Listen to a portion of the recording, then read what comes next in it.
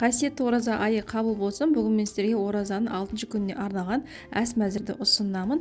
Және де мына үлпілдеп болып шығатын булочкин рецептімен құпия сырмен бөлісетін боламын. Ол үшін жылы сүтімізге үстіне дрожжымызды саламыз, ашытқымызды, яғни қантымызды саламыз.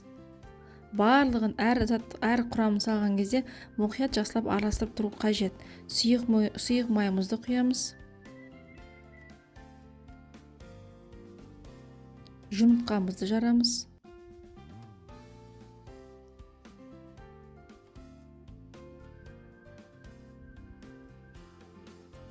Разрыхлителімізді, ванилинді саламыз дәміне қарай. Енді соңында ұнымызды салып, жақсылап қамырымыздың басын біріктіреміз.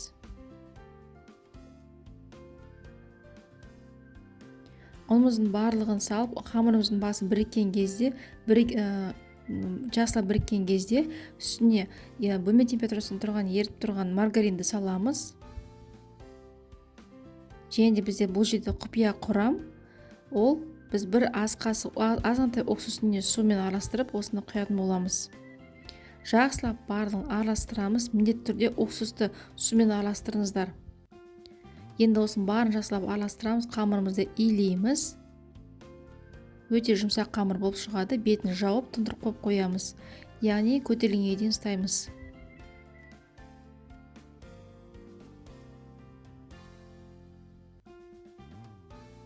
Міне қараңыздар, қамырымыз 2 есе көтерілді. Өте жұмсақ болып шықты. Енді осы қамырымызды бөліктерге бөліп шығамыз.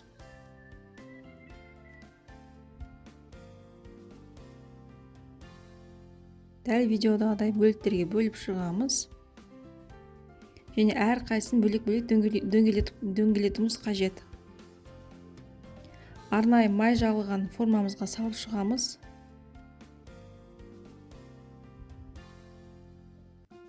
Міне осылай салып шыққаннан кейін бетін тағы да пищевой пленкамен жауып қоямыз. Көтеру керек. Міне қамырымыз тағы да көтерілді. Енді үстіне жұмқан сарыуыздың азғантай сүт қосылғанда жағып шығамыз бетіне. Және қалауынша бетіне мак сепсеңіздер болады. Қызып тұрған пеште 200 градуста 20 минуттай пісіріп аласыздар. Міне қараңыздар, қандай жұмсақ болып шықты. Міндетті түрде осы рецептпен дайындап көріңіздер, сіздердің де қолдарыңыздан шығады. Ал екінші ыстық тағамымызды дайындаймыз. Өте дайындау жолы оңай әрі тез дайындалатын тағам. Енді оның үшін бізге фарштың үстіне сарымсағымызды саламыз, үкіштен өткізілген. Дәміне қарай қара бұрышты, тұзды себеміз.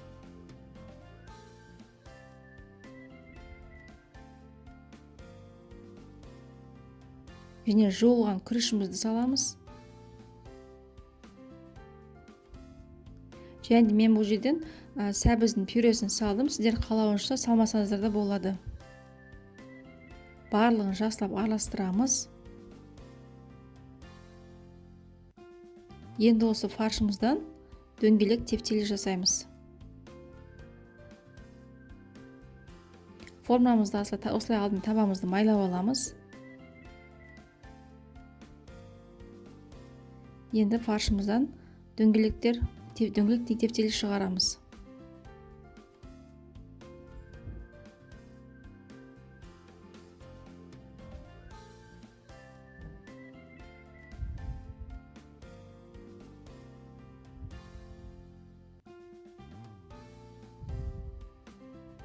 Енді осылай салып болғаннан кейін арасына ұсақтап дөңгелетіп туралған картопты салып шығамыз.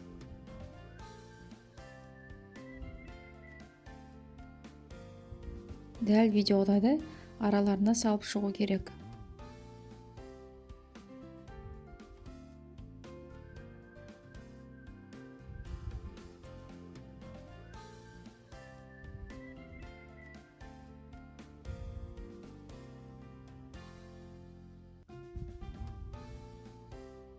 Барлығын салып болғаннан кейін үстіне құймағын дайындаймыз, яғни заливкасын дайындаймыз. Ол үшін бізге бір осылай майонезді аламыз. Үстіне томат пастасын саламыз. және жылы суымызды құйып барлығын жақсылап араластырамыз. Енді осы заливканың үстіне дәміне қарай қара бұрышты, тұзды саламыз. Барлығын жақсылап араластырамыз. Және де табамызға құямыз осылай. Құймағымыз тамағымыздың бетін жауып тұру керек. Және де жай отқа, бір қайнағаннан кейін жай отқа қойып қоямыз. Міне тамағымыз дайын, өте дәмді болып шығады. Ал енді тәттіге біз осы дәл тез дайындалатын осындай пирожный дайындайтын боламыз. Ол үшін алдымен бисквит дайындаймыз. Сүтіміздің үстіне сары майымызды салып, бір қайнатып аламыз. Осы кезде ыдысымызға жұмыртқаларымызды жарып аламыз. Бұл жерде менде 3 дана жұмыртқа.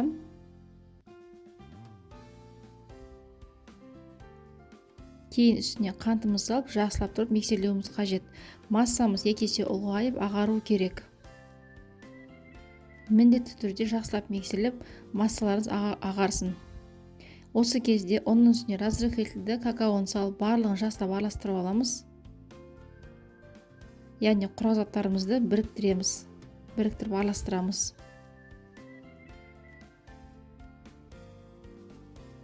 Араластырып болғаннан кейін бұл құрғақ заттарымызды ситодан өткізуіміз қажет, өйткені бұл жерде какаоның түйіршіктері қалып кетуі мүмкін. Осылай қасықпен тағы да араластырып жібереміз. Жоғарыдан төмен қарай араластырамыз массамызды.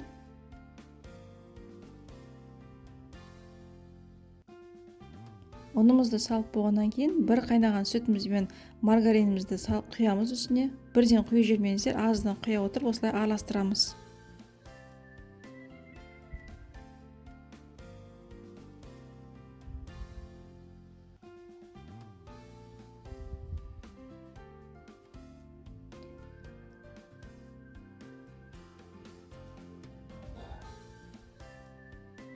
Міне осымен бисквитіміз дайын. Формамызға құйып, қызып тұрған пеште 180 градуста 20 минуттай пісіріп аласыздар. Шпажкамен тексеруді ұмытпаңыздар. Міне осымен бисквитіміз дайын. Дәл осылай формамен енді бөліп аламыз. Осылай дөңгелектер бөліп алуымыз қажет. Қалған шетіндерден біз блендермен езіп алуымыз қажет. Міне дайын. Енді бізге творожный сырдың үстіне қантты саламыз. Сливкимізді құйып, жақсылап тағы да барлығын араластырамыз. Креміміз дайын. Бұл кремімізді кондитер қалташаға құйып аламыз. Және де дәл осылай видеода да жинаймыз. Яғни үстіне бірінші дөңгелек қамырдың бисквиттің үстіне кремімізді сығамыз. Ортасына дөңгелек етіп бананды саламыз. Үстіне кремді қайтадан жағып, үстіне осылай крошкалап жағып шығамыз. Яғни крошканы сеуіп шығамыз. Бананның орнына кез келген өзіңіз басқа да жеміс қолдансаңыздар болады. Міне осылай крошкамен бетін жауып шығамыз. Өте тез дайындау болады, әрі дәмді болып шығады. Қалауынша ең соңында осылай бетін әрлесеңіздер болады. Сіздерге бүгінгі ас мәзірім ұнаған болса, арнама тіркеліп, лайк басуды ұмытпаңыздар. Оразаларыңыз қабыл болсын.